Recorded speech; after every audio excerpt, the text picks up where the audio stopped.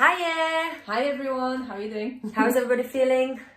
Yes, hope you're good. Welcome to the video number 2 of resilience. Yeah, so firstly, if you are here for the first time, don't go on that video, go on a previous video. There is a video number 1. We're talking about the resilience, looking at what's happening in the world and COVID and everything. We need to create strong self. And this training is in order to do that. So we are a group of individuals. My name is Paulina.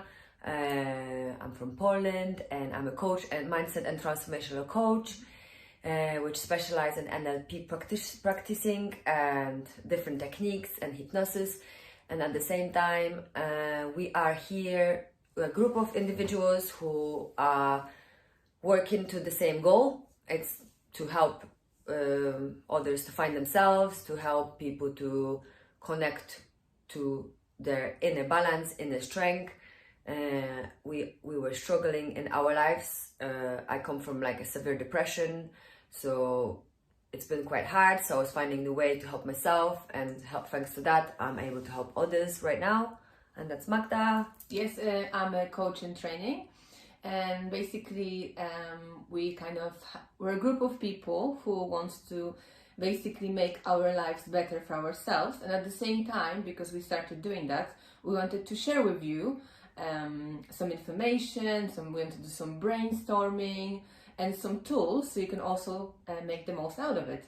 So it's about sharing, the knowledge. Sharing, definitely. Yes. Sharing and caring, and it's like with these videos, it's all about, you can make some notes, but just listen, and every time just try to imagine yourself. Like what we said on the first video, we were imagining ourselves as being a tree. Mm-hmm. We had lots of good responses about that, especially thanks Rafael for being there and always supporting us.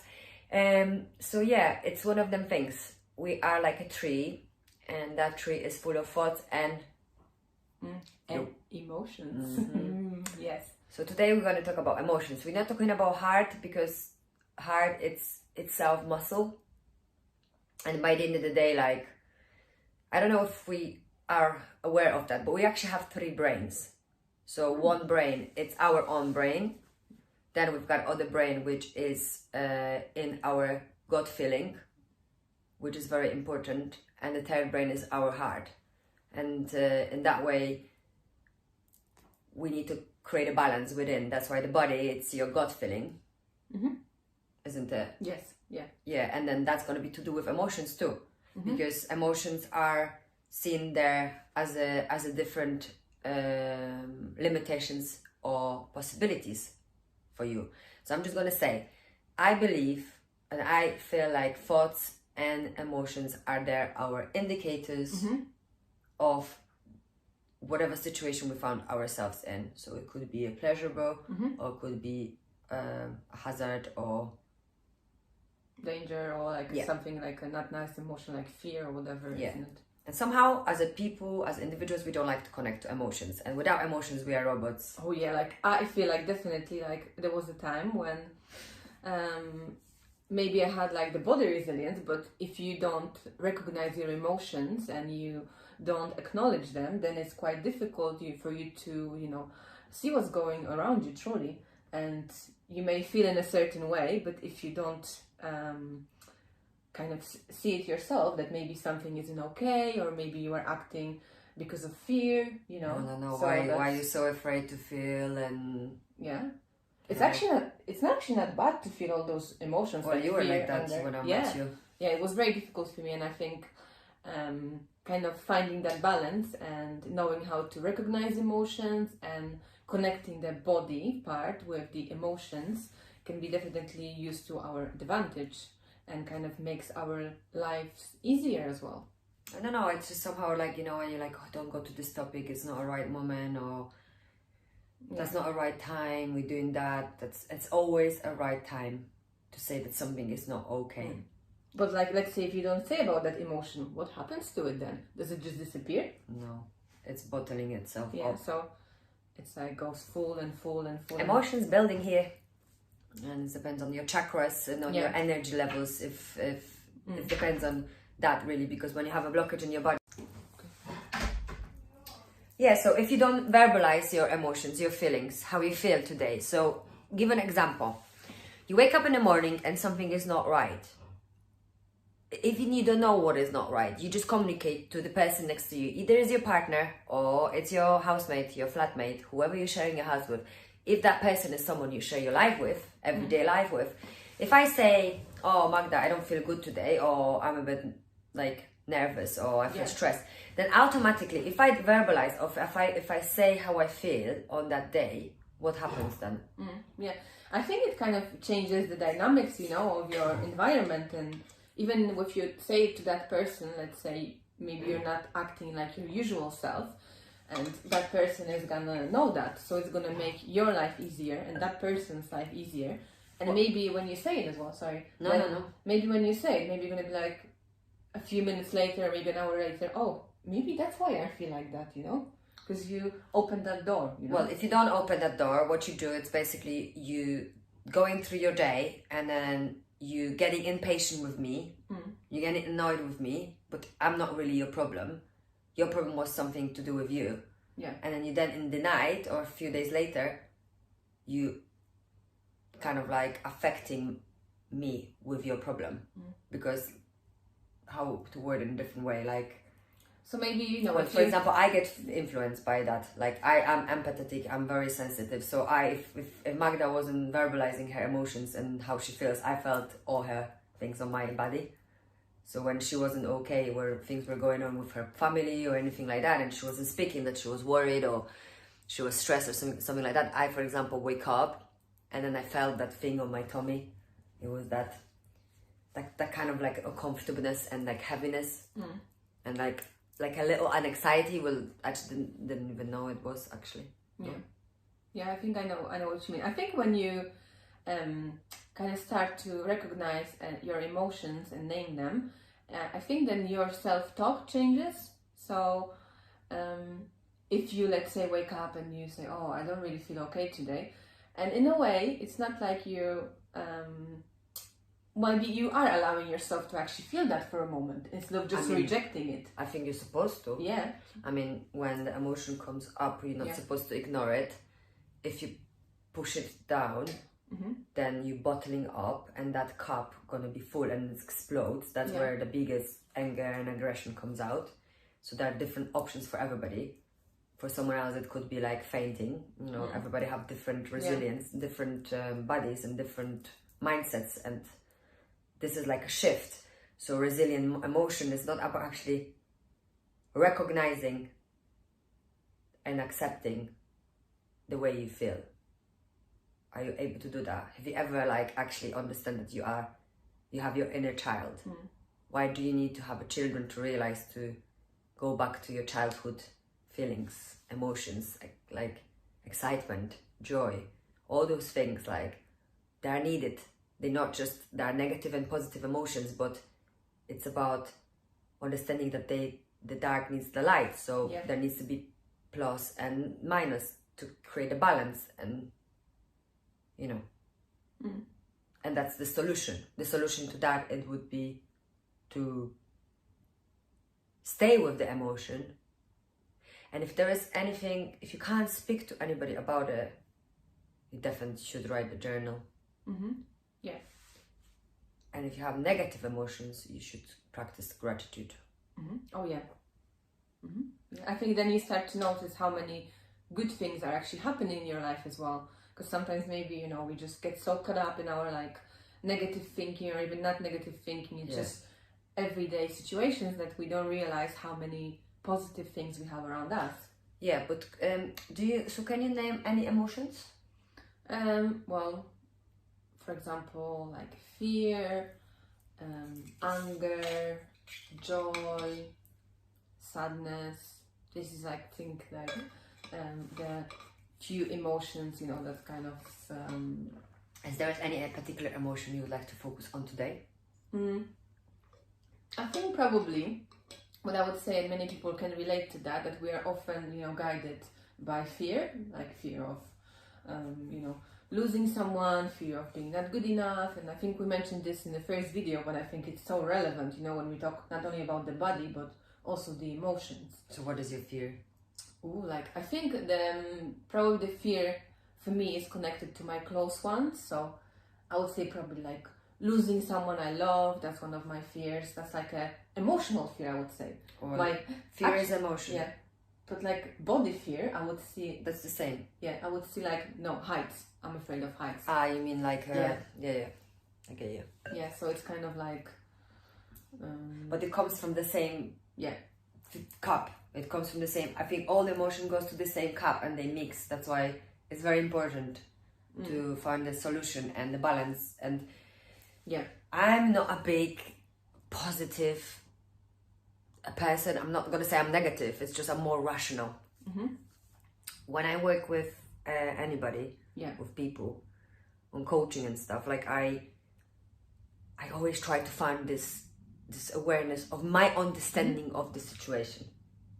And that's what, until I don't find this understanding, I can't like rest, because I feel like the energy goes like up down, like it just travels and travels and travels and travels and travels, and then it travels there, and then it starts to make this well, this is always happening from the mind. You know that doesn't happen from there, that there is a negativity not created in your tummy.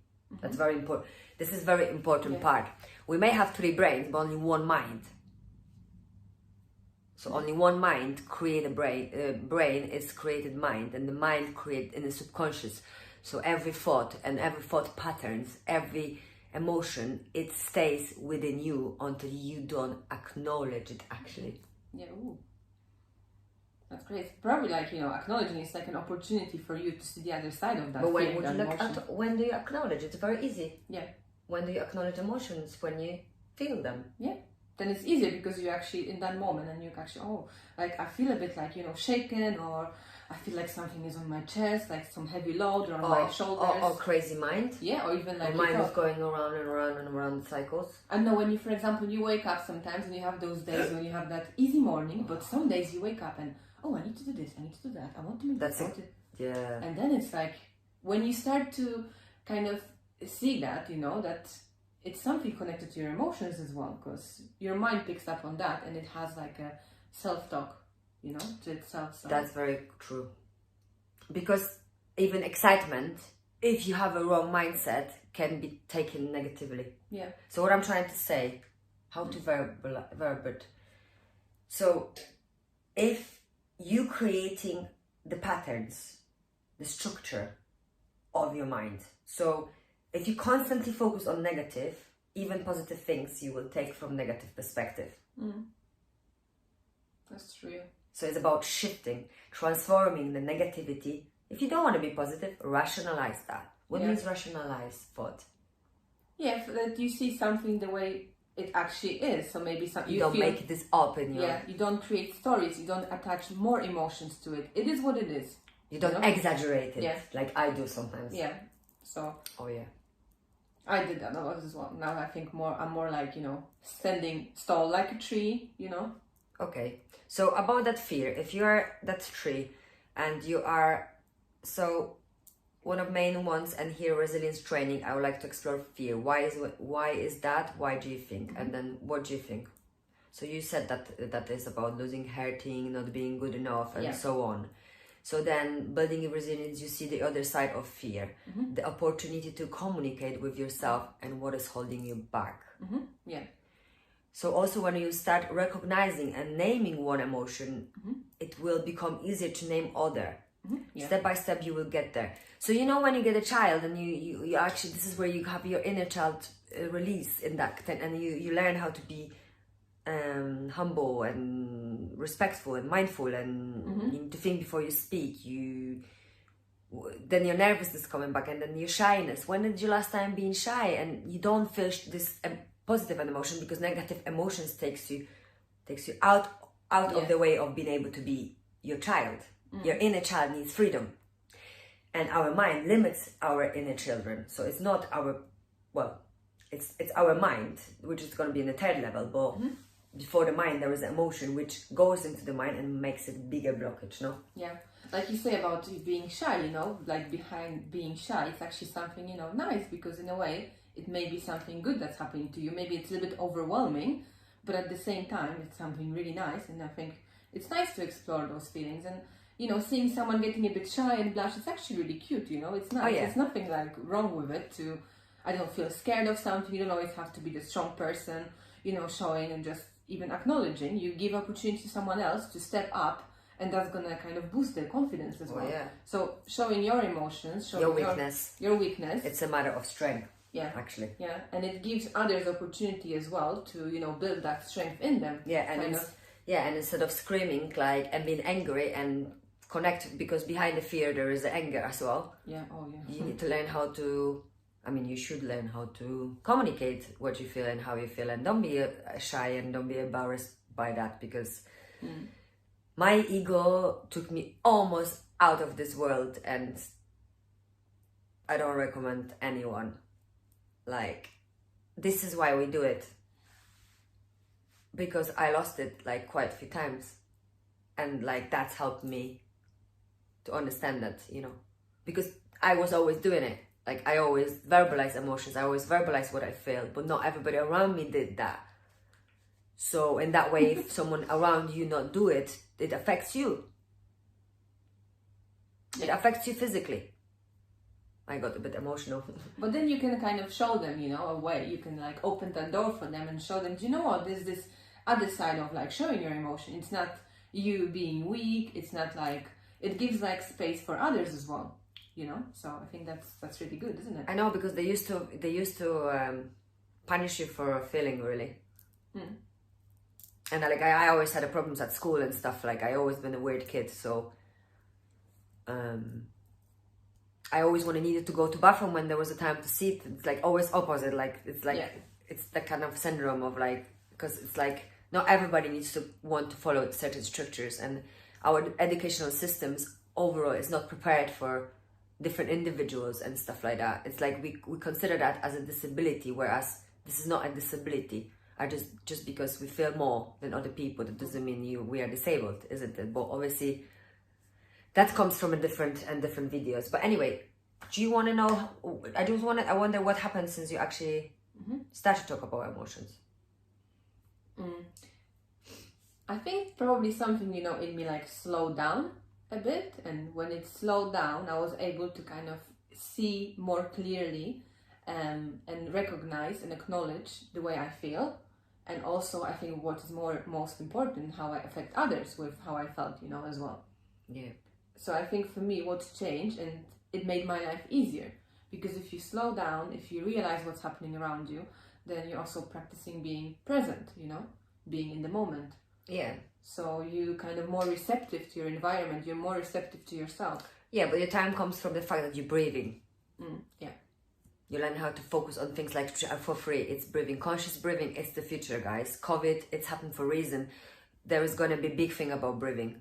You're not going to believe how many things going to be there. It's like, it's not going to be only meditation. It's going to be all about breathing, because no one wants to believe in meditation because the name limits the possibility, because people think that if it's about meditation, it needs to be something to do with a spirituality. It needs to be something to do with Buddhism or religion. It's not true. This is like even at the police station you meditate. It's like, it's an official thing now.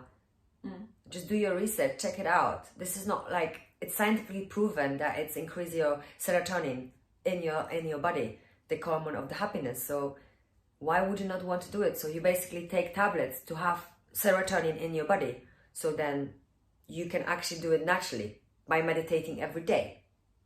So I think the idea behind the meditation for me, it's like doing one thing at a certain time. Yeah.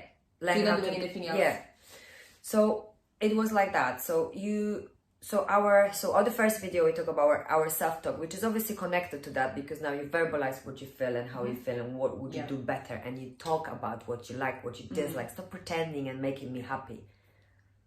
You know, like in your environment, you know, when this is something what people don't understand about our connection. So let's say per se Magda's making a food, and it's nice food, but for example there is something missing, but I don't talk about black pepper or salt. Let's say, I don't know, example. Maybe you use like a splash of lemon to like a drizzle to give it a nice flavor. For example, because I'm with her in a like partnership, right? Obviously, we're not lesbians, but I'm just giving you an example. If you're in a relationship, but even if I would be lesbian, so what? Doesn't matter. So basically, I'm not gonna tell you that I don't like that because I don't want to hurt your feelings. And then we're gonna be married for 20 years, and for 20 years, I'm gonna eat that certain meal in that way just because I don't want to hurt your feelings. No.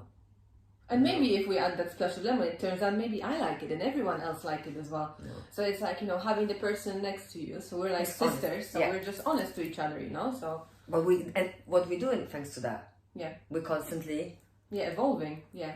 So because we adjusting, and now her soup tastes like my dad's soup. You know what I mean? Like it's just like I give an example. So to summarize. So yes, so I think so how moving from the first video when we talked about the body and how we compared ourselves to the tree. So now we're going to stand tall as a tree looking at the other side, which is the emotional side. So let's say you have that wind, you have that rain going on you and stuff. So you recognize that actually, you know what, it's raining, it is windy. So you recognize I'm fearing something, or I'm feeling angry, or even I'm feeling excited, you know, you recognize that. So because you recognize that, you kind of like are able to slow down and communicate with others. And that's how you find your solutions. Yeah, and you see the other side of that feeling as well, because you acknowledge it and you do not bottle it up so it doesn't stay with you.